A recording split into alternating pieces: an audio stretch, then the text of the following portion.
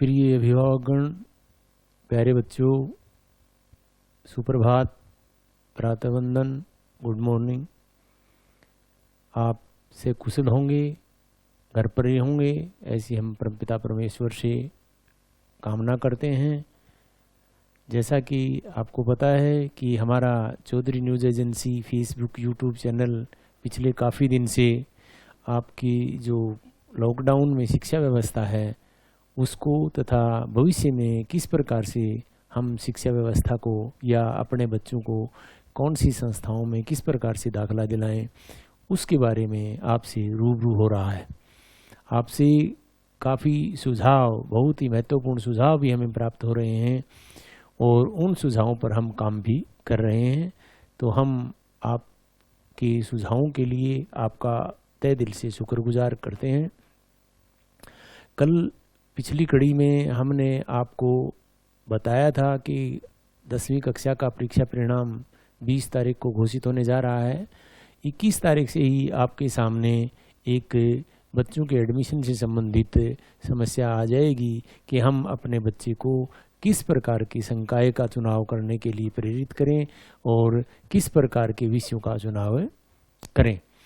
कई बार, क्योंकि भारत देश में 68% लोग खेती से जुड़े हुए हैं और एक किसान को या खेती से जुड़े हुए इंसान को इन चीज़ों की जानकारी कम होती है कि भाई कौन से विषय पढ़ने से हमारा बच्चा क्या बन सकता है। कई बार हमने ऐसा भी देखा है, हमने काउंसलिंग की है, हम +2 के बच्चों को किसी निजी या सरकारी विद्यालय में जाके पूछते हैं कि बेटा कौन सी कक्षा में पढ़ रहा है, तो बच्चा बताता है कि जी +2 में पढ़ रहा हूँ। कौन से विषय पढ़ रहा है, आर्ट्स के जो विषय वो बताता है। फिर हम उससे पूछते हैं कि बेटा आप क्या बनना चाहते हो, तो उसका जवाब होता है कि जी मैं इंजीनियर बनना चाहता हूँ, मैं डॉक्टर बनना चाहता हूँ। जबकि उसको ये नहीं पता होता कि भाई आपके विषयों का और उस लक्ष्य का कोई लेना देना नहीं है, क्योंकि आपने आर्ट्स के सब्जेक्ट पढ़े हैं। आप इंजीनियरिंग में एडमिशन कैसे लेंगे या डॉक्टरी लाइन में आप कैसे जाएंगे। तो वही चुनाव करने का समय अब है कि जब बच्चा 10वीं करता है तो उसके बाद ही उसको उन विषयों का चुनाव अभी से करना है कि वो किस क्षेत्र में आगे अपनी रणनीति बनाता है।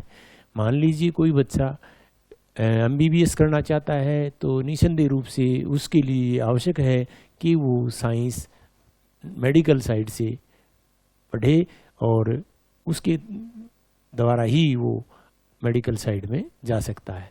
इसी प्रकार से यदि कोई बच्चा इंजीनियर बनना चाहता है, IIT में एडमिशन लेना चाहता है, NIT में एडमिशन लेना चाहता है या किसी और दूसरी अच्छी संस्था में एडमिशन लेना चाहता है, तो उसके लिए भी ये आवश्यक है कि वो बच्चा नॉन मेडिकल से +2 करे। नॉन मेडिकल के साथ साथ ये भी हमारे यहाँ सुविधा है कि वो एक सब्जेक्ट बायोलॉजी का लेके दोनों ही संकायों की योग्यता भी एक साथ पूरी कर सकता है। अर्थात मेडिकल और नॉन मेडिकल दोनों तरह की क्वालिफिकेशन उनकी पूरी हो जाती हैं और उसके बाद वो IIT या मेडिकल लाइन में अपना भाग्य आजमा सकता है। इसी प्रकार से +2 के आधार पर ही हमारे चार्टर्ड अकाउंटेंट जो है, कंपनी सेक्रेटरीशिप है, उनके एडमिशन भी होते हैं। उसके लिए भी बच्चे को आर्ट की बजाय कॉमर्स संकाय लेना पड़ता है और कॉमर्स के आधार पर ही वो एंट्रेंस टेस्ट पास करके चार्टर्ड अकाउंटेंट बन सकता है।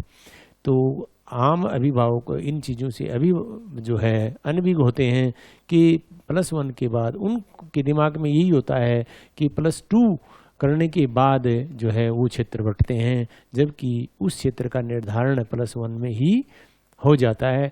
यदि कोई बच्चा +1 में अपनी रुचि के अनुसार विषय नहीं चुन पाता है कि भाई उसको MBBS करना है, उसकी रुचि डॉक्टरी लाइन में है, वो देश की सेवाएं डॉक्टर बन के देना चाहता है, तो उस बच्चे को +1 और 2 में किस प्रकार के विषय लेने चाहिए। ये एक बड़ी गंभीर समस्या हमारे विशेष तौर पर ग्रामीण क्षेत्र में, क्योंकि शहरी क्षेत्र में लोग हैं वो फिर भी एक्सपर्ट होते हैं इन मामलों में, उनके जो सलाहकार होते हैं, जानकार होते हैं, परिचित होते हैं, तो वो मिल जाते हैं। हमारे ग्रामीण क्षेत्र में इस प्रकार की समस्याएं आ जाती हैं कि अभिभावकों को ये पता ही नहीं होता कि कौन से विषय का चुनाव अब करना चाहिए। तो मेरी अभिभावकों से अपील है कि बच्चे की रुचि के अनुसार उसको विषय का चुनाव करवाने में सहयोग करें। कहीं ऐसा ना हो कि बच्चा किसी क्षेत्र में जाना चाहता है और उसकी अनभिज्ञता के कारण वो किसी दूसरे विषय का चुनाव कर लेता है, जिससे उसकी जो लक्ष्य है वो पूरा नहीं हो पाता। एक बच्चा अध्यापक बनना चाहता है, कई बार हम पूछते हैं बच्चे से कि भाई अध्यापक बनना चाहता हूँ जी, अच्छी बात है, अध्यापक भी बनिए, बड़ा नोबल जॉब है। तो उसके लिए वो किस प्रकार का अध्यापक बनना चाहता है, उसकी योग्यता उसी से जुड़ी हुई होती है कि भाई वो अगर साइंस टीचर बनना चाहता है तो निसंदेह रूप से उसको +2 साइंस करनी चाहिए। अगर वो कॉमर्स का टीचर बनना चाहता है तो उसको +2 कॉमर्स करनी चाहिए।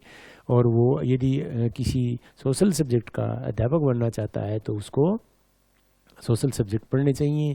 अगर वो जेवीटी टीचर बनना चाहता है तो वो +2 किसी भी विषय से कर सकता है। जेवीटी के लिए इस प्रकार की कोई बंदिश नहीं है कि वो साइंस पढ़े, आर्ट्स पढ़े या कॉमर्स पढ़े। जेवीटी किसी भी संकाय का विद्यार्थी कर सकता है। इसी प्रकार से मान लीजिए कोई बच्चा आगे चल के पीजीटी लेक्चरर बनना चाहता है, कॉलेज कैडर का लेक्चरर बनना चाहता है, या वो यूनिवर्सिटी लेवल का प्रोफेसर बनना चाहता है, तो उसको भी विषयों का चुनाव में आगे कई बार छूट नहीं मिलती। छूट मिल भी जाती है तो नहीं भी मिलती, क्योंकि कुछ विषय ऐसे हैं जिस तरह से हमने अगर मतलब +1 में साइंस पढ़ ली और बच्चे के साइंस समझ में नहीं आती है तो वो अपनी फैकल्टी चेंज करना चाहता है तो वो फैकल्टी चेंज कर सकता है। जिस तरह साइंस का बच्चा है कॉमर्स और आर्ट में जा सकता है, कॉमर्स का बच्चा है वो आर्ट संकाय में जा सकता है, लेकिन आर्ट का बच्चा है +1 करने के बाद कॉमर्स या साइंस में नहीं जा सकता। तो इस प्रकार के बोर्ड्स के हमारे नियम हैं, उन नियमों की बड़ी दिक्कतें कई बार अभिभावकों को आ जाती हैं। तो ऐसे में हमारा सभी अभिभावकों से ये अपील है कि वो विषयों के चुनाव में न केवल बच्चे पर ही निर्भर रहें, बच्चे की इंटरेस्ट को पूछें, इंटरेस्ट के आधार पर ये भी जान लें कि क्या बच्चा जो इंटरेस्ट बता रहा है उसी तरह के विषयों का चुनाव, उसी तरह की फैकल्टी का चुनाव अब कर रहा है या नहीं कर रहा। दूसरी बात ये भी आ जाती है कि भाई कुछ बच्चे ऐसे होते हैं जिनका टेक्निकल माइंड में या मिस्त्री टाइप या और कोई टाइप में ज़्यादा रुचि होती है, तो उन बच्चों के लिए हमारा जो इंडस्ट्रियल डिपार्टमेंट है, ITIs जो हैं हमारे क्षेत्रों में खुली हुई हैं, तो वो बच्चा ITI में भी एडमिशन ले सकता है। ITI में एडमिशन के लिए कुछ ट्रेड ऐसे हैं जिनमें 10वीं कक्षा के आधार पर एडमिशन होता है, कुछ ट्रेड ऐसे भी हैं जिनमें 12वीं या +2 के आधार पर एडमिशन होता है। तो वो बच्चे की रुचि के आधार पर कि बच्चा किस प्रकार के ट्रेड में अपना दाखिला लेना चाहता है। यदि उस दाखिले के लिए 10वीं ही योग्यता है तो आप 10वीं के बाद उस क्षेत्र में भी बच्चों को भेज सकते हैं। कई बार जो है निजी और सरकारी संस्थाओं के बीच भी इस प्रकार की होड़ होती है कि भाई निजी संस्थाएं हैं वो कई तरह की छूट भी कई बार विद्यार्थियों को दे देती हैं, जिस प्रकार से कि भाई अटेंडेंस पूरी ना कर पाए कोई विद्यार्थी तो वो इस प्रकार की कई बार छूट दे देती हैं। सरकारी संस्थाएं होती हैं वो नियमों की पालना ज़्यादा करती हैं, नियमों में ढील भी कम देती हैं, तो उस करके भी कई बार अभिभावक हैं वो निजी संस्थाओं की तरफ चले जाते हैं। हम जब फील्ड में जाते हैं, एडमिशन के टाइम जाते हैं, तो अभिभावक कई बार प्रश्न पूछते हैं और वो एक अनसुलझी पहेली उनके लिए हो जाता है। कई बार कहते हैं कि भाई सरकारी स्कूलों में सरकारी कर्मचारियों के बच्चे क्यों नहीं पढ़ते। बात उनकी ठीक है, लेकिन एक बात देखिए, अगर सरकारी स्कूलों में सरकारी स्कूलों के अध्यापकों के या सरकारी कर्मचारियों के बच्चों के दाखिले हो जाएंगे तो क्या आप मानते हैं कि भाई शिक्षा व्यवस्था ठीक हो जाएगी? ऐसा कदापि नहीं होगा। यदि देखिए हर क्षेत्र में कोई न कोई कमी रह जाती है। अब आप देखिए हमारा विद्युत विभाग, बिजली बोर्ड है, केवल सरकारी सेवाएं हैं। हर चाहे वो नौकरी में है, चाहे बिना नौकरी में है, चाहे कोई भी काम कर रहा है, बिजली का कनेक्शन लेता है और उसी विभाग से लेता है। क्या ब्रेक डाउन नहीं होती लाइन? क्या लाइनें नहीं टूटती? जब आंधी आती है तो ये पूछ के आंधी किसी पोल को नहीं गिराती कि भाई इससे DC साहब की बिजली जा रही है या किसी जिले के अधिकारी की जा रही है या किसी मंत्री जी के यहाँ जा रही है। लाइनें टूटती रहती हैं। तो इस प्रकार की चीज़ें भी होती रहती हैं। जिस रूट से रोडवेज के कर्मचारी हैं वो रोडवेज की बसों में सफ़र करते हैं, खुद चलाते भी हैं और सफ़र भी करते हैं। तो क्या रोडवेज की सभी बसें निर्धारित समय पर चलती हैं? क्या वो ब्रेक डाउन नहीं होती? क्या टाइम मिस नहीं होता? तो इस प्रकार की चीज़ें तो आती रहती हैं। दूसरी बात ये रही कि भाई सोर्स ऑफ इनकम, आय का साधन भी बहुत कुछ निर्भर करता है। एक सरकारी मुलाजिम को सरकार अच्छी पे देती है और वो उस पे से सुविधाएं जुटाता है। मान लीजिए आपने विद्यालय की तो कह दी, लेकिन आप तो बस में सफ़र कर रहे हैं, सरकारी कर्मचारी के पास तो गाड़ी भी हो सकती है, फिर क्यों नहीं आप गाड़ी की होड़ करते। देखिए, इन प्रकार की जिद में, इस प्रकार के तर्क में कुछ नहीं होता।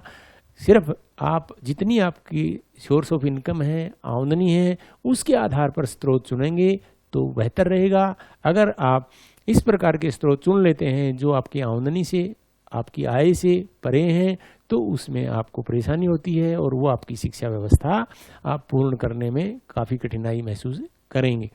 कुछ क्षेत्र ऐसे हैं जहाँ पर सरकारी संस्थाओं में एडमिशन लेना बड़ा मुश्किल काम है। आप +2 तक की एजुकेशन में तो ये कह देते हैं कि सरकारी अध्यापकों के बच्चे या सरकारी कर्मचारियों के या डीसी साहब के या हमारे माननीय डीओ साहब के या एजुकेशन मिनिस्टर जी के बच्चे हैं ना, वो स्कूलों में नहीं पढ़ रहे सरकारी। यहाँ तो कह सकते हैं, लेकिन कुछ संस्थाएं ऐसी भी हैं, आपको मैं बता देना चाहता हूँ कि चाहते हुए भी सरकारी संस्थाओं में एडमिशन नहीं होता।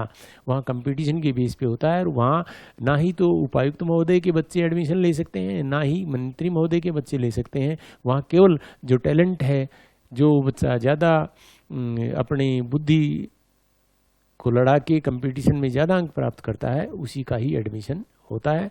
तो आप इस बात की कदापि जिद ना करें कि भाई सरकारी कर्मचारी के बच्चे पढ़ेंगे तो ही सरकारी संस्थाओं की हालत बेहतर होगी, ऐसा कभी भी नहीं है। आप देख भी रहे होंगे कि जिन बहुत सी ऐसी संस्थाएं हैं जिनमें आम आदमी भी उसी तरह से पार्टिसिपेट करता है, उसी तरह का कंज्यूमर है जिस तरह से का उपायुक्त महोदय या दूसरे अधिकारी हैं या दूसरे कर्मचारी हैं, चाहे वो किसी भी क्षेत्र का कर्मचारी हो।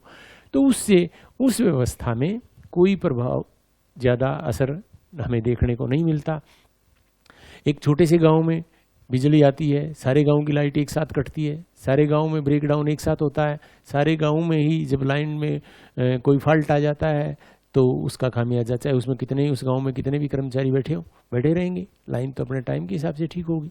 तो उससे क्या वो व्यवस्था ठीक होगी? भाई कर्मचारियों ने बिजली बोर्ड से कनेक्शन ले रखा है, तो उससे कोई ज़्यादा फर्क नहीं पड़ने वाला।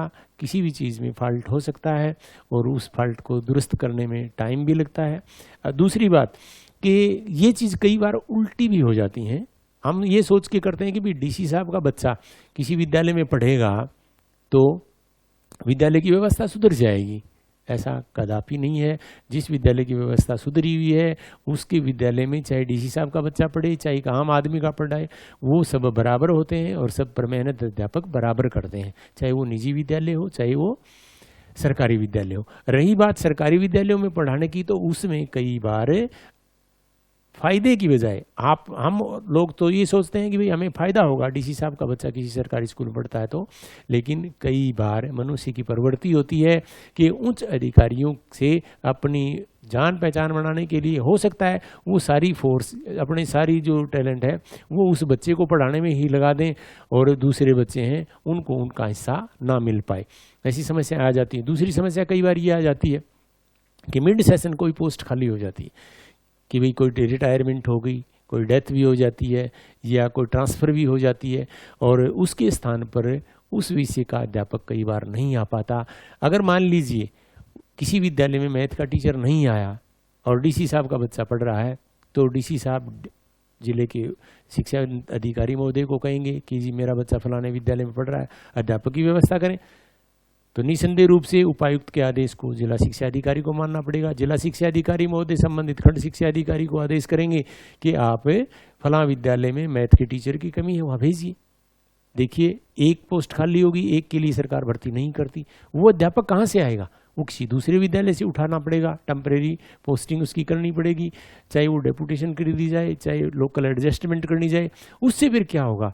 उस बच्चे का, उपायुक्त महोदय के बच्चे का तो काम चल गया, दूसरे बच्चे को उसके बदले में लॉस होगा, क्योंकि बच्चा तो, अध्यापक तो कहीं किसी विद्यालय से उठाना ही पड़ेगा। तो ऐसी दशाओं को आप कदापि ना लें कि भाई उपायुक्त महोदय के, हाँ उस एक विद्यालय की हो सकता है व्यवस्था ठीक हो जाए। कई बार आपने देखा होगा लड़कियों की हम शादी करते हैं, लड़की की शादी में हमारा एक ही टारगेट होता है कि बारात की सेवा पानी अच्छी होनी चाहिए। लेकिन आप देखिए, बारात के जब खाने का समय होता है और बारात खाने के ऊपर आई हुई है, उस वक्त आपके घर में कोई विधायक या मंत्री या सीएम या कोई और वीआईपी आ जाता है, तो मेरे ख्याल में वहाँ काम करने वाले सभी लोग उसकी आवाभगत में लग जाते हैं और बारात शायद पानी के लिए भी तरस जाती है। ये सिर्फ कारण वीआईपी के वहाँ आने से होती है व्यवस्था। तो कई बार हम ये ना मान के चलें कि भाई वीआईपी के बच्चे किसी विद्यालय में पढ़ेंगे तो वहाँ की व्यवस्था सुधर जाएगी। व्यवस्था सुधारना और बिगाड़ना, इसमें अभिभावकों का बहुत बड़ा योगदान होता है। हम बार बार पीटीए की मीटिंग बुलाते हैं, पेरेंट टीचर्स की। सरकार ने पीछे भी एक मेगा मीटिंग आयोजित करवाई थी, लेकिन बड़े दुर्भाग्य के साथ कहना पड़ रहा है कि बार बार संपर्क करने के बाद भी अध्यापकों को, अभिभावकों का सहयोग नहीं मिल पाता। या तो जो है अभिभावक हैं वो ये मानते हैं कि भाई अध्यापक मेरे से ज़्यादा जानते होंगे, मैं शिक्षा व्यवस्था के बारे में क्या बताऊंगा, उनका काम है वो खुद करेंगे। तो कोई ज़रूरी नहीं है कि भाई आप वहाँ जाके बहुत बड़ा योगदान करें, नहीं, आपकी उपस्थिति ही बहुत कुछ कहती है। अगर आप वहाँ उपस्थित हो जाते हैं तो आपकी उपस्थिति विद्यालय की व्यवस्था सुधारने में एक बहुत बड़ी सकारात्मक पहल है। लगभग जहाँ तक मेरा अनुभव है, विद्यालय स्तर पर 95% अभिभावक बच्चे की शिक्षा के प्रति विद्यालयों में जाके पूछते ही नहीं कि भाई आप, हमारा बच्चा आपके पास पिछले 1 साल से आ रहा है, पिछले 2 साल से आ रहा है, हमारा बच्चा किस विषय में कमज़ोर है, किस में ज़्यादा पढ़ रहा है, हमें किस प्रकार के आपकी सहयोग की ज़रूरत है, किस प्रकार से उस विषय की कमज़ोरी को दुरुस्त किया जा सकता है, या हमारे बच्चे का जो क्रियाकलाप है विद्यालय स्तर पर किस प्रकार के हैं। तो आप पहुंचने के लिए जाते ही नहीं।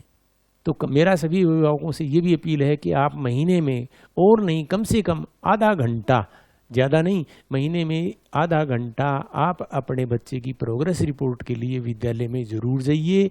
इससे 2 फायदे होंगे। पहला फ़ायदा तो ये होगा कि भाई मान लीजिए किसी बच्चे का अभिभावक मुझे जानता है और उस बच्चे के प्रति मैं लापरवाह हो जाता हूँ, तो मुझे ये दिखाई देगा घर बैठे भी विद्यालय में कि फलां पेरेंट्स मुझे जानता है, और जब भी मुझे मिलेगा तो मुझसे अपने बच्चे के जो प्रोग्रेस के बारे में पूछेगा तो मैं क्या जवाब दूंगा। मेरे ऊपर एक ज़रूरी दबाव सा हो जाएगा और मैं उस बच्चे के प्रति कोताही नहीं बरतूंगा, मैं पढ़ाने की पूरी चेष्टा करूंगा। दूसरी बात कि बच्चा भी कई बार लापरवाही कर जाता है, घर में जाके होमवर्क नहीं करता है। हम बच्चे से कहते होमवर्क क्यों नहीं किया, बच्चा कहता है जी टाइम नहीं लगा, मेरे पापा मुझे पानी लगाने के लिए खेत में ले गए, या मुझे फलाना काम हो गया था मैं वहाँ चला गया था, या मैं किसी रिश्तेदारी में चला गया। इस प्रकार के बहाने बच्चे लगा देता है। जब अभिभावक पूछते हैं कि भाई आप स्कूल का काम क्यों नहीं करते, तो बच्चे का जवाब होता है कि हमारा तो मास्टर ही नहीं आ रहा 4 दिन से। तो इस प्रकार से आप बच्चे की बात को सच मानते हैं, हम भी बच्चे की बात को सच मान लेते हैं और बच्चा पढ़ाई में पिछड़ जाता है। इसलिए आपसे हमारा ये भी अनुरोध है कि आप ज़्यादा नहीं, महीने में 1 विजिट हर हाल में विद्यालय की करने की कोशिश करें। आप नहीं, खुद अभिभावक खुद नहीं जा सकता तो अपने अड़ोसी पड़ोसी कोई भी जा रहा तो उसके हाथ भी आप मैसेज कर सकते हैं कि मेरे बच्चे की भी प्रोग्रेस के बारे में पूछ के आना। तो आप ये समय ज़रूर निकालें। आप देखिए, आप कृषि से जुड़े हुए हैं, हमारा देश है कृषि प्रधान देश है और प्रत्येक किसान अपने खेती को हर रोज़ संभालता है। उस खेती को जो 6 महीने के बाद फसल देगी और जिसकी फसल से हमारा 6 महीने ही गुजारा होता है, और ये फसल हमारी कई पीढ़ी संवारती है। तो आप इस फसल को भी संभालिए, ये फसल आपके लिए उस फसल से भी बहुत ज़्यादा कारगर साबित होगी और बहुत ज़्यादा लाभान्वित इससे होंगे। तो प्रत्येक अभिभावक इस बात को नोट करे, इस बात को हर हालत में कोशिश करे कि मैं जहाँ अपना बच्चा पढ़ रहा है उस विद्यालय में 1 बार विजिट 1 महीने में, ज़्यादा नहीं तो 1 महीने में ज़रूर करूं, और मैं उसके अध्यापकों से, क्लास इंचार्ज से पूछूं कि भाई मेरा बच्चा विद्यालय में प्रतिदिन आता है कि नहीं। कहीं ऐसा ना हो कि मैं विद्यालय में भेजता रहूं, बच्चा रास्ते में कहीं खेलता रहे और विद्यालय तक बच्चा पहुँचे ही ना। या बच्चा, मैंने किताब के लिए पैसे दिए थे, बच्चे ने किताब नहीं खरीदी, कापी के लिए पैसे दिए थे, कापी नहीं खरीदी, उससे कुछ और कर गया, और अध्यापक की शिकायत रहती है कि जी बच्चे के पास होमवर्क करने के लिए कापी नहीं है, जो पेरेंट्स हैं वो नोटबुक या पेंसिल या पेन उपलब्ध नहीं करवा रहे। ऐसे में शिक्षा बाधित रहती है। तो अगर आप स्कूल में एक बार भी चले जाएंगे तो आपको सच्चाई का पता लग जाएगा, अध्यापक को भी सच्चाई का पता लग जाएगा, और बच्चा भी भविष्य में कोताही नहीं बढ़ेगा, क्योंकि उसको ये पता होता है कि भाई जब भी पापा को, मम्मी को, बड़े भाई को, बहन को टाइम लगेगा तो वो विद्यालय में आएंगे, और मैं अगर झूठ बोल दिया और विद्यालय में नहीं आया तो वो निसंदेह रूप से मेरे पापा के पास वो मैसेज जाएगा और मेरे लिए ठीक नहीं होगा। तो इस प्रकार से सभी अभिभावक हैं वो इस प्रकार की जब भी विद्यालय इस प्रकार की मीटिंग आयोजित करता है तो उस मीटिंग में अवश्य भाग लें। उसके साथ भी आप सुझाव भी दें। कई बार ऐसा होता है कि भाई अध्यापक जो है बच्चे की बैकग्राउंड के बारे में पूर्ण रूप से नहीं जानता, तो माता पिता के पास बच्चा ज़्यादा समय रहता है, 6 घंटे विद्यालय में रहता है, 18 घंटे अभिभावक के पास रहता है, तो अभिभावक वो किस प्रकार से सीखना पसंद करता है वो भी जो है अध्यापकों के साथ साझा कर सकते हैं कि भाई उसकी सीटिंग कैपेसिटी कितनी है, बच्चे को किस प्रकार काम दिया जाए। मान लीजिए 6 विषय हैं, 6 विषय पर बच्चा पढ़ रहा है, अगर प्रत्येक अध्यापक ने उसको आधा घंटा काम करने के लिए दिया गया तो 3 घंटे का काम उसके लिए हो जाता है। और कई बार बच्चे ऐसे होते हैं कि वो 3 घंटे लगातार काम नहीं कर पाते, थक जाते हैं। तो अभिभावक ही बेहतर बता सकते हैं कि वो बच्चा 1 घंटे से ज़्यादा नहीं पढ़ सकता, तो उसको इस प्रकार से काम दिया जा सकता है कि भाई वो उसकी कैपेसिटी के अनुरूप हो और बच्चा स्कूल का काम में रुचि ले। इस प्रकार अगर आपका सहयोग मिलेगा तो बच्चा निसंदेह रूप से अपने लक्ष्य को प्राप्त कर लेगा। कई बार ये रह जाता है कि भाई बच्चा है वो काम नहीं करके ले आएगा तो वो क्लास से भी गैर हाजिर होना शुरू कर देता है। अभिभावक जिद करता है कि विद्यालय में जाओ, वो झूठ बोल देता है कि मेरा सिर में दर्द है, मेरे पेट में दर्द है, मुझे बुखार है, मुझे जी मितला रहा है, इस प्रकार के बयान वो अक्सर करता रहता है। तो वो एक यानी क्योंकि अध्यापक है प्रत्येक बच्चे के हिसाब से अलग अलग क्लास नहीं ले सकता, क्योंकि एक क्लास में 30 बच्चे हैं और 30 का अगर बराबर सिलेबस चलता रहता है तो अध्यापक को पढ़ाने में भी आनंद आता है और बच्चे को पढ़ने में भी आनंद आता है। यदि 30 तरह के बच्चे हैं, 30 बच्चे हैं और वो सबका सिलेबस अलग अलग स्टेटस पर रुका हुआ है तो अध्यापक प्रत्येक बच्चे को सिलेबस कराने में बड़ा कठिनाई महसूस करता है और इतना समय अध्यापक के पास भी नहीं मिल पाता, क्योंकि 40 या 45 मिनट का पीरियड एक अध्यापक को मिलता है, 6 घंटे का ही समय होता है। यदि एक ही विषय को सारा दिन पढ़ाते रहे तो शेष विषय रुक जाते हैं। तो ऐसी दशा में प्रत्येक अभिभावक का ये कर्तव्य बनता है कि वो आपके विद्यालय में जरूर जाए।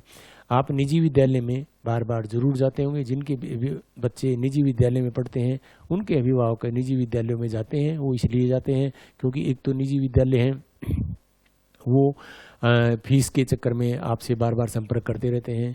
आपको भी अगर ये कह दिया कि आपने 20,000 रुपये दिए हैं और आप देखते हैं कि मैंने 25 दे रखे हैं तो आप अगले ही दिन वहाँ पहुँच जाएंगे कि जी मैंने तो 25 दे रखे हैं, आप 20 बता रहे थे, क्या कारण है।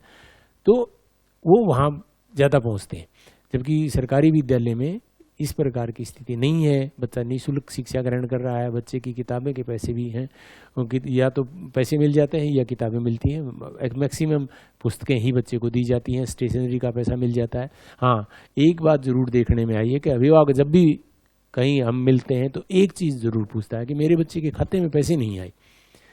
तो इस चीज़ की ही चिंता अभिभावक को ज़्यादा रहती है। तो आप इस चीज़ से निश्चित रहें, सरकार का पैसा है, देर दुरुस्त हो सकती है, क्योंकि एक बड़े पैमाने पर पूरे हरियाणा में मान लीजिए किसी कक्षा में 2 लाख बच्चे हैं तो 2 लाख बच्चों के अकाउंट में पैसा ट्रांसफ़र होने में देरी लग जाती है, जिससे कई बार कुछ बच्चों के पैसे अकाउंट में पहले आ जाते हैं, कुछ के बाद में आ जाते हैं, और अभिभावक बार बार उसकी डिमांड करता रहता है कि मेरे फलाने बच्चे के, इस कक्षा के बच्चे के आगे इस कक्षा के नहीं आए। तो उसमें आपकी देरी हो सकती है, आपके पैसे निसंदेह रूप से ज़रूर आएंगे। आप इस चीज़ से निश्चित रहें, सरकार किसी भी बच्चे के पैसे नहीं रखने वाली। सरकार तो बार बार ये पूछती भी रहती है, विद्यालयों से बार बार डाक भी मांगी जाती है, स्टेटस भी चेक करवाया जाता है कि भाई किस बच्चे के पैसे हमने भेज दिए और वो अकाउंट में ना पहुँचे हों। तो इस चीज़ से तो किसी प्रकार के डरने की ज़रूरत नहीं है, लेकिन जो विशेष जो सहयोग है आपका उसकी ज़रूरत है, और वो सहयोग आप ज़रूर दें। अगर आप सहयोग ज़्यादा देंगे तो आपके बच्चे ज़्यादा लाभान्वित होंगे। सहयोग आपसे कम मिलेगा तो आपके बच्चे, शायद कुछ बच्चे तो ऐसे होते हैं वो बहुत ब्रिलियंट होते हैं और वो अभिभावक को अपने विद्यालय की एक एक एक्टिविटी बता देते हैं। मैं आपको ये भी बता देना चाहता हूँ कि अध्यापक का सबसे बड़ा एग्जामिनर बच्चा होता है। अध्यापक की अगर आपको पूछनी होती है तो बच्चा उसकी हर डिटेल को बता देगा, उसके बोलने की स्टाइल, बच्चा उसकी नकल भी करता है, बच्चे उसके नकली नाम भी रख लेते हैं कि किसी अध्यापक का ये नाम रख लिया। उसकी एक्टिविटी होती है, हर एक्टिविटी को नोट करता है। मान लिया कोई अध्यापक बीच में हाथ हिलाता है तो बच्चा उसकी नकल भी करता है। तो बच्चे हैं वो कुशाग्र बुद्धि तो हैं, अगर उनका दिमाग उस क्षेत्र में चल रहा है तो सिलेबस के क्षेत्र में भी ज़रूर चलता होगा, क्योंकि वो देखने से सीखते हैं। तो आप थोड़ा सा सहयोग दें। यदि बच्चा थोड़ा टाल मटोल करता है, आप उसके टाल मटोल में पूर्ण सहयोग कर जाते हैं तो बच्चा आगे काम नहीं करता है। तो ऐसी दशा में अध्यापकों के सामने बड़ी समस्या आ जाती है कि बच्चा स्कूल का काम होमवर्क नहीं करता। तो आप ज़रूर आएँ। दूसरी ये भी एक हमारे सामने समस्या आ जाती है कि एडमिशन के टाइम जब बच्चा आता है उससे हम पेरेंट्स के टेलीफोन नंबर लेते हैं, तो वो या बच्चा या तो स्वयं का नंबर दे देता है या कोई ऐसा नंबर दे देता है जो चंद समय के बाद बंद हो जाता है। और हम टेलीफोनिक लिए यदि किसी अभिभावक से बात करना चाहें तो वो हमारी नहीं हो पाती हैं। अगर इस प्रकार की कोई बात होती है, आप टेलीफोन नंबर चेंज करते हैं या आप अपनी मेल आईडी में या किसी भी आइडेंटिफिकेशन में आप अपनी परिवर्तन करते हैं, तो वो विद्यालय को ज़रूर बताएं ताकि आपसे संपर्क हो सके। कई बार हम बच्चों के माध्यम से घर पर मैसेज भेजते हैं, लेकिन बच्चे अपने पापा को मम्मी को जाके नहीं बताते क्योंकि बच्चा शर्म करता है। शर्म उसको इस बात की होती है कि मैं पापा को ले जाके विद्यालय के स्टाफ के सामने कैसे खड़ा करूँगा, क्योंकि उसकी अपनी कुछ कमजोरियां हो सकती हैं। वो विद्यालय में रेगुलर नहीं आता होगा, होमवर्क नहीं करता होगा, तो अपनी शिकायतों से डरते हुए अभिभावकों को नहीं बताता। टेलीफोन से हम सूचित करना चाहते हैं तो टेलीफोन नंबर मिलता नहीं है। इस प्रकार से कम्युनिकेशन गैप हो जाता है और उसका नुकसान हो जाता है। यदि आप महीने में एक बार भी चक्कर लगाएंगे तो आपके टेलीफोन नंबर भी वेरीफाई होते रहेंगे, आपसे संपर्क भी होता रहेगा और आपके बच्चे की प्रोग्रेस भी पर मंथ आपको मिलती रहेगी। इसी के साथ साथ प्रत्येक विद्यालय ने, सरकारी विद्यालयों ने एक एसएमसी का गठन किया हुआ है, स्कूल मैनेजमेंट कमेटी है। उसकी भी मीटिंगें हर महीने होती रहती हैं। उससे भी राय मशविरा लिया जाता है और उस एसएमसी की मीटिंग में अभिभावक ही शामिल होते हैं। तो कई बार ऐसा होता है कि अभिभावक जो है उस एसएमसी की मीटिंग में हम चुन लेते हैं तो आनाकानी करने लग जाते हैं कि जी मैं तो फलाना गांव जाया हुआ हूँ, आप ही कर लेना, आप ही बाद में कर लेना, मैं दस्तक कर दूंगा, ऐसे कर दूंगा। तो ये चीज़ें भी आपके लिए उचित प्रतीत नहीं होती। आपसे इसमें भी अनुरोध है कि आप उन मीटिंगों में भी ज़रूर जाएं। आपको कुछ न कुछ काम की बातें ही वहाँ बताई जाती हैं, आपसे राय भी ली जाती है। कोई ज़रूरी नहीं है कि अध्यापक ही हर बात को जानता हो, आपका भी एक बहुत बड़ा अनुभव है बच्चों को लेके। तो आप उन मीटिंग में अगर जाएंगे तो आप अनुभव शेयर करेंगे और उस अनुभव का फ़ायदा अध्यापक, बच्चों और विद्यार्थियों को होगा। तो ये ज़रूरी है कि आप उन मीटिंगों में देखिए। किसी भी बच्चे की शिक्षा के लिए कई चीज़ें महत्वपूर्ण होती हैं, जिस तरह से विद्यालय का स्टाफ है, अध्यापक है, पाठ्यक्रम है, शिक्षा व्यवस्था है, अभिभावक हैं। यदि ये सारी कड़ियाँ एक साथ मिलकर काम करेंगी तो हम जो भी लक्ष्य लेके चलेंगे उस लक्ष्य को पाने में हमें कोई भी नहीं रोक सकता, बशर्ते कि सभी कड़ियाँ अपना अपना महत्वपूर्ण योगदान दें। किसी भी का योगदान भी कम आकलन ना करें। अगर अभिभावक ये मान के चलते हैं कि अध्यापक ही सब कुछ कर देगा तो भी संभव नहीं हो पाता, विद्यार्थी सब कुछ कर देगा तो भी संभव नहीं होगा, और अभिभावक ही सब कुछ कर देगा तो भी संभव नहीं है। सब अपनी अपनी जगह हैं। एक गाड़ी की 4 पहिए हैं, चारों पहिए साथ चलेंगे तो ही गाड़ी अपने लक्ष्य को, निर्धारित लक्ष्य को प्राप्त कर पाएगी। अगर एक भी टायर या पहिया काम नहीं करता है तो गाड़ी चलने में असुविधा होगी और गाड़ी अपने गंतव्य पर नहीं जा पाएगी। तो इसलिए मेरे आपसे अनुरोध है कि अभिभावक निसंदेह रूप से अपने विद्यालय की विजिट जरूर करें। अभिभावकों को अपने जो भी अनुभव हैं वो साझा करें। अभिभावकों से ये विशेष विनती है, जब भी विद्यालय से कोई कॉल आती है तो आप उस मीटिंग में उपस्थित जरूर हों। समय समय की मांग होती है, समय की मांग के अनुरूप हमारे फैसले भी बदलते रहते हैं। आप किसान परिवारों से हैं तो इस प्रकार की भी जिद ना करें कि भाई फलाने का बच्चा पढ़ेगा तो ही मैं अपने बच्चे को पढ़ाऊँगा। आप देखते रहते होंगे कि हमारे समाज में कुछ ऐसे लोग भी हैं जिनकी आमदनी बहुत ज़्यादा है। हो सकता है वो तो घर में ही अध्यापक नियुक्त कर ले, लेकिन आप अगर उसकी नकल करेंगे कि भाई उसके घर में तो अध्यापक पढ़ाने के लिए आते हैं, मैं तो नहीं पढ़ाऊँगा, मेरे घर में तो अध्यापक आएगा तो पढ़ाएगा। अध्यापक आप भी बुला सकते हैं। इस प्रकार की सुविधाएं, हमारे समाज में बेरोजगारी बहुत ज़्यादा है, इस प्रकार के अध्यापक भी हैं, ट्यूशन सेंटर्स भी हैं जो आपके बच्चे को घर में आके पढ़ा सकते हैं। लेकिन उसके लिए ज़रूरी है कि आपकी क्रय शक्ति ज़्यादा हो, आपकी आमदनी ज़्यादा हो। तो वो चीज़ें आप नकल उसी चीज़ की करें जो आपकी सामर्थ्यता में हो। आपकी सामर्थ्यता में नहीं है, आप कहेंगे कि मैं तो हेलीकॉप्टर से जाऊंगा, हेलीकॉप्टर की सामर्थ्यता आपकी है नहीं, तो आप उस गंतव्य पर कैसे पहुंचेंगे। आपकी जो भी सामर्थ्यता है उसके अनुरूप जो है ना, वो कहते हैं ना कि जितनी लंबी छोड़ होती है उतने ही पैर पसारने चाहिए, ताकि आपको दुख ना पाना पड़े।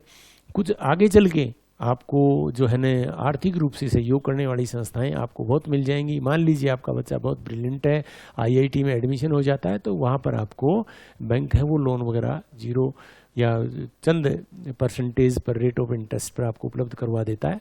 लेकिन स्कूली शिक्षा में या कोई और सुविधा लेने में इस प्रकार के अगर लोन भी आप ले लेते हैं और फिर भी करते हैं तो वो भी आपको कष्टकारी होगा, आपकी आय से ज़्यादा आपका खर्चा होगा, तो वो आपके लिए मुसीबत बन जाता है। तो इस प्रकार का काम भी आप ना करें। सरकार की बहुत सी संस्थाएं हैं, बहुत बढ़िया संस्थाएं हैं, और अगर आप विद्यालयों की निरंतर विजिट करते रहेंगे तो आपको जाने से स्कूल के माहौल का भी पता लग जाएगा कि भाई इस स्कूल में मैं गया।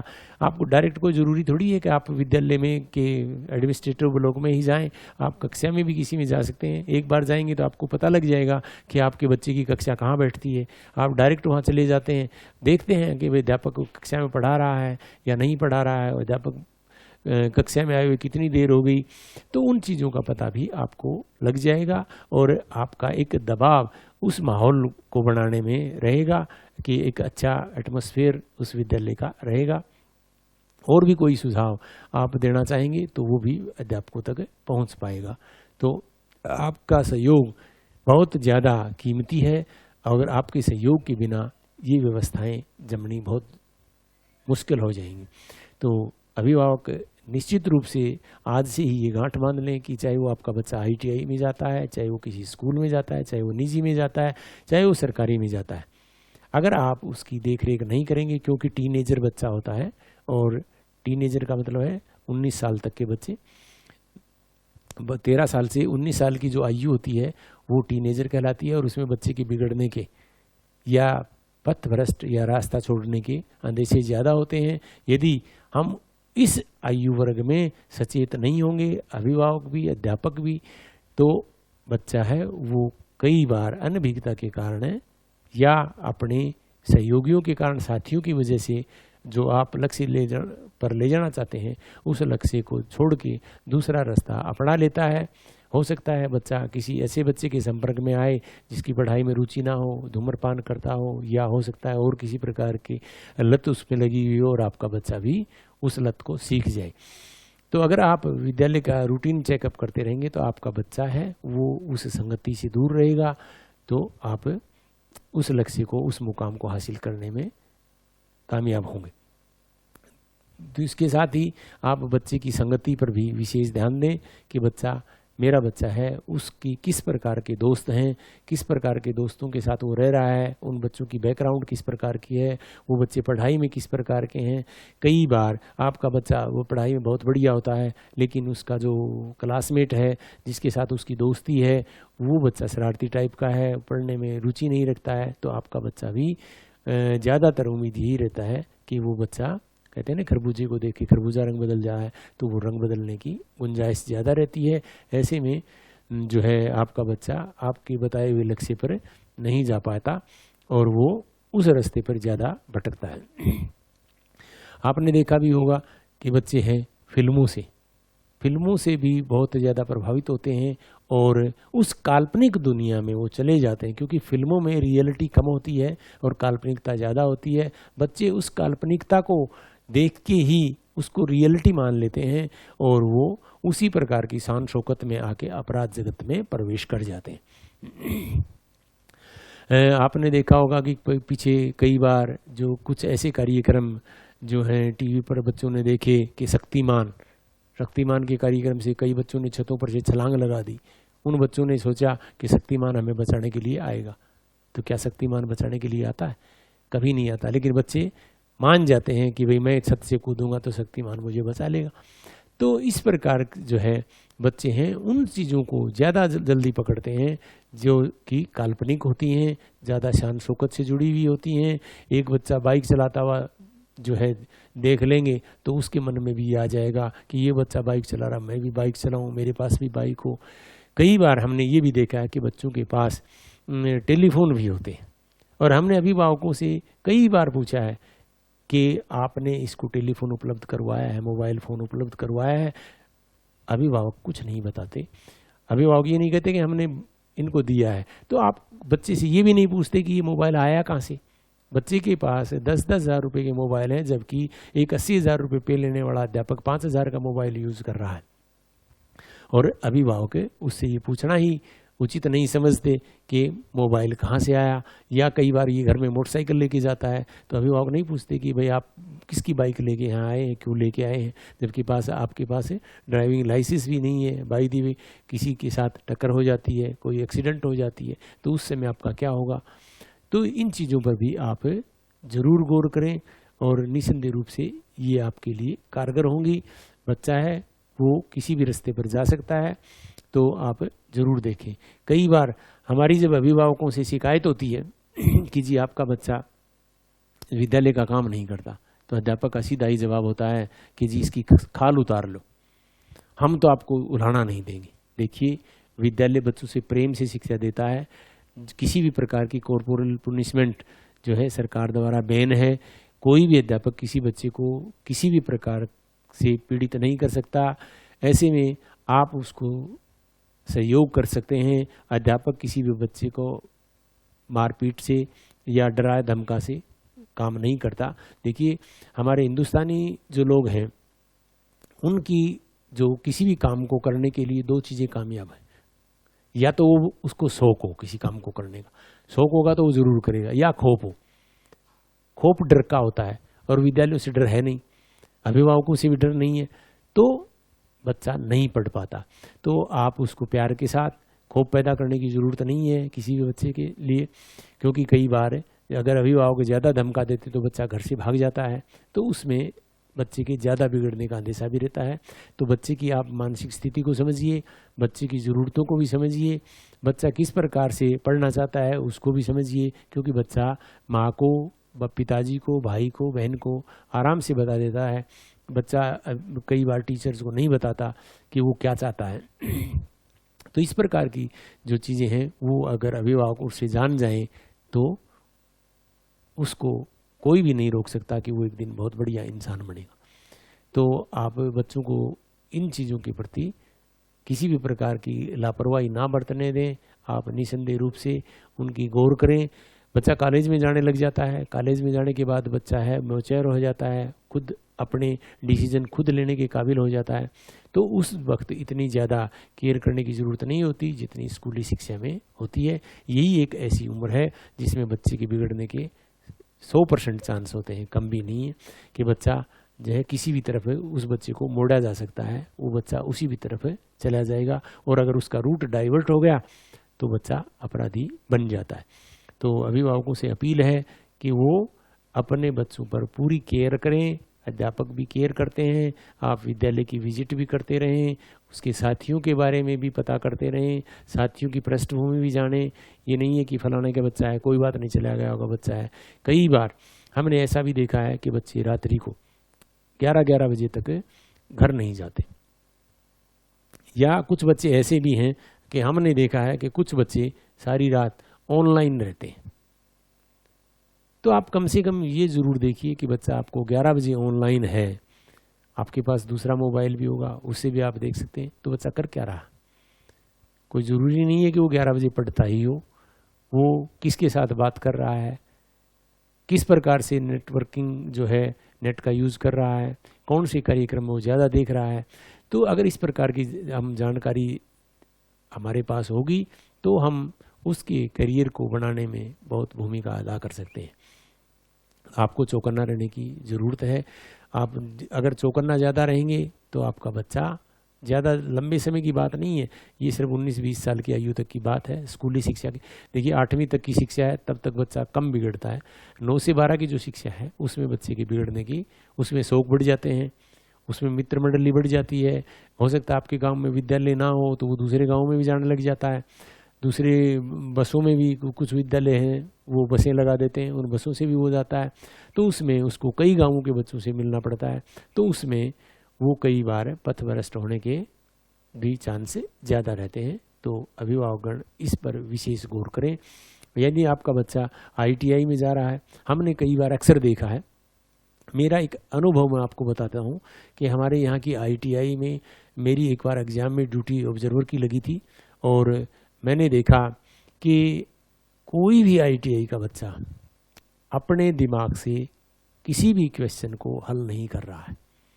लगभग 550 बच्चों का सेंटर था, जिसमें काफ़ी प्राइवेट ITIs थी, उनका केंद्र भी यहाँ था, और किसी भी बच्चे को यही मान के चलें कि कुछ नहीं आ रहा था। और वो बच्चे, मैक्सिमम बच्चे उनमें से हुक्का पीने के आदी हो गए थे। कई बच्चों से मैंने नोट भी किया कि उनके पास रात्रि को क्वेश्चन पेपर या कुछ क्वेश्चन या कुछ मटेरियल ऐसा पहले से उनके, हो सकता है अध्यापकों ने बताया हो, गैस टाइप हो, वो मटेरियल भी उनके पास होता था। हम जब तलाशी लेते थे, तलाशी के दौरान, ये एग्जामिनेशन सेंटर में प्रवेश करने से पहले की बता रहा हूँ मैं, सर, उसके दौरान भी छिपे हुए उनके पास मोबाइल या और दूसरे डिवाइसेस भी उनके पास मिलते थे। यानी उनका पढ़ाई में रुचि न होके और केवल मात्र नकल पर ही वो डिपेंड माने जाते थे। और बताते हुए बड़ा ही अफसोस हो रहा है कि मैंने जब रिजल्ट का पता लगा किया तो 4% बच्चे उस ITI के सेंटर के पास हो पाए, जो कि बहुत ही कम रेशियो है। तो आप उस बच्चों के ऊपर भी गौर करें, ज़रूर देखें कि बच्चा, क्योंकि ITI में अटेंडेंस का बड़ा महत्व है, प्रैक्टिकल नॉलेज होता है। अगर आपकी अटेंडेंस, रोल नंबर दे दिया उस बात से तो कोई बात नहीं, रोल नंबर भी दे दिया, आपके बच्चे ने परीक्षा भी दे दी, लेकिन एक्सपीरियंस या जो प्रैक्टिकल है उससे बच्चा सीखता है, वो आपका बच्चा नहीं सीख पाता। तो उस सर्टिफिकेट से भी आगे शायद कोई काम ना हो, क्योंकि आजकल प्राइवेट जॉब ज़्यादा हैं और प्राइवेट जॉब में सर्टिफिकेट कम देखी जाती है, दिमाग ज़्यादा बिकता है। एक सेम ट्रेड का एक बच्चा 60,000 रुपये ले रहा है, उसी ट्रेड का इंटेलिजेंट बच्चा 6 लाख पर मंथ भी पैकेज लेता होगा। तो वो सर्टिफिकेट नहीं बल्कि दिमाग बिकता है, और जो दिमाग ज़्यादा यूज़ करेगा वही करेगा जो प्रैक्टिकल में ज़्यादा पार्टिसिपेट कर रहा है, प्रैक्टिकल नॉलेज इसको ज़्यादा है। तो इस प्रकार अगर आपके बच्चे ने कहीं एडमिशन ले रखा है तो आप ITIs में भी ज़रूर जाएं। आप बच्चे को ना बताएं, हो सकता है बच्चा जिस दिन घर रहे उस दिन चले जाएं। अगर आपको ऐसा लगता है कि मेरा बच्चा हो सकता है मेरे जाने से नाराज़ हो जाए, कल से ITI में ना जाएगा, तो आप, यदि बच्चा किसी प्रकार से ITI मिस करता है तो उस दिन जाके भी आप उसके प्राचार्य महोदय से, उसके टीचर्स से संपर्क करें। और ये आपके लिए बड़ी महत्वपूर्ण चीज़ें हैं, इसका आप ज़रूर अपने जीवन में ढालें और इन पर आप गौर करें। अंत में मैं सभी अभिभावकों से पुनः अनुरोध करता हूं कि आप जो बताई गई बातें हैं इन पर पूर्ण गौर करें, और हमारे Chaudhary news agency YouTube channel, Facebook channel और हमारा जो व्हाट्सएप नंबर जारी किया हुआ है 8222834567, इस पर हमें अपने कमेंट्स भी देते रहें। हमारे लायक कोई भी किसी भी प्रकार के आपकी क्वेरीज हों, प्रश्न हों तो हमें ज़रूर बताएं। हम हर संभव प्रयासरत हैं कि आप तक हमें जितनी जानकारी है वो तक पहुंचाएं। आपकी कोई भी किसी भी प्रकार की शिकायत है वो भी आप तक पहुंचाएं। कई बार ये भी होता है कि आपका बच्चा, हमने देखा है कि आपका बच्चा विद्यालय में उपस्थित नहीं होता और उस बच्चे का नाम उस क्लास से काट दिया जाता है, क्योंकि सरकार के नॉर्म हैं कि 6 दिन बच्चा एब्सेंट रहता है, 10 दिन लड़की एब्सेंट रहती है तो उसका नाम कट जाता है और उस बच्चे का नाम कट दिया जाता है। वो बच्चा घर जाके नहीं बताता कि मेरा नाम काट दिया गया है, और जब एग्ज़ाम का टाइम आता है तब, क्योंकि उसको पता होता है कि एग्ज़ाम में नहीं बैठ सकता, तब जाके घर पर वो बताता है कि मेरा तो नाम कट गया, अभी कटा है 2-3 दिन पहले से। तब अभिभावक आते हैं, और तब उनको पता लगता है कि आपके बच्चे का नाम तो 5वें महीने में ही कट गया है, अब तो दूसरा महीना है, परीक्षाएं आने वाली हैं और अब हम नाम कैसे लिखें, एडमिशन बंद हो चुके। तो वो बहुत बड़ा समय आपके बीच गुजर चुका होता है और उसका कारण ये होता है कि आपने निरंतर या बार बार विजिट विद्यालय की नहीं की। अध्यापक है वो किस माध्यम से आप तक सूचित करे, टेलीफोन नंबर है वो आपके बदल दिए जाते हैं, बच्चा है वो स्कूल में आ नहीं रहा है, दूसरे बच्चों को बताते हैं वो भी जाके नहीं बता पाते, क्योंकि उनको ये होता है कि हम अपने साथी की शिकायत करेंगे तो साथी नाराज होगा। तो आप इन चीज़ों से ज़रूर बचें और विद्यालयों की विजिट जरूर करते रहें, चाहे वो आपका बच्चा सरकारी विद्यालय में है चाहे वो निजी विद्यालय में है। निजी विद्यालय में भी आपको विजिट करने की ज़रूरत है, आप ज़रूर जाएं। आप ये ना मानें कि फ़ीस ज़्यादा लगती है, सब कुछ जो अध्यापक ही कर देंगे, प्राइवेट स्कूल वालों की ज़्यादा जिम्मेवारी है, ऐसा नहीं है।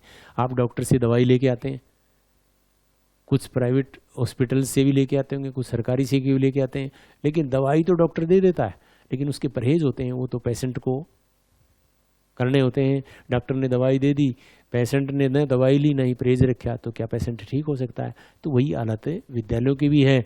अध्यापक ने काम दे दिया, आगे जाके काम हुआ भी नहीं, अगले ने केयर भी नहीं की, तो फिर ना ही तो निजी स्कूल वाला उसको पास करवा सकता है और ना ही सरकारी स्कूल के अध्यापक पास करवा सकते हैं।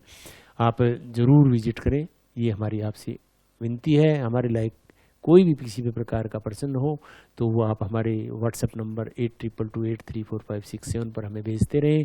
आपकी फीडबैक भी हमें मिलती रहेगी तो हमारा हौसला बढ़ेगा और हम ये भी हमें पता लगता रहेगा कि हम जो कार्यक्रम कर रहे हैं वो हमारे जो अभिभावक हैं उनको पसंद आ रहा है, नहीं आ रहा है, या उसमें किसी प्रकार की संशोधन की ज़रूरत है, तो वो भी आप हमारी राय दे सकते हैं। हमारे इस यूट्यूब चैनल पर आप बने रहें। आपने हमारे कार्यक्रम को देखा, इसके लिए आप सभी श्रोता निश्चित रूप से बधाई के पात्र हैं और हम पुनः आपका इस Chaudhary news agency YouTube Facebook channel पर धन्यवाद स्वागत करते हैं। जय हिंद, जय भारत।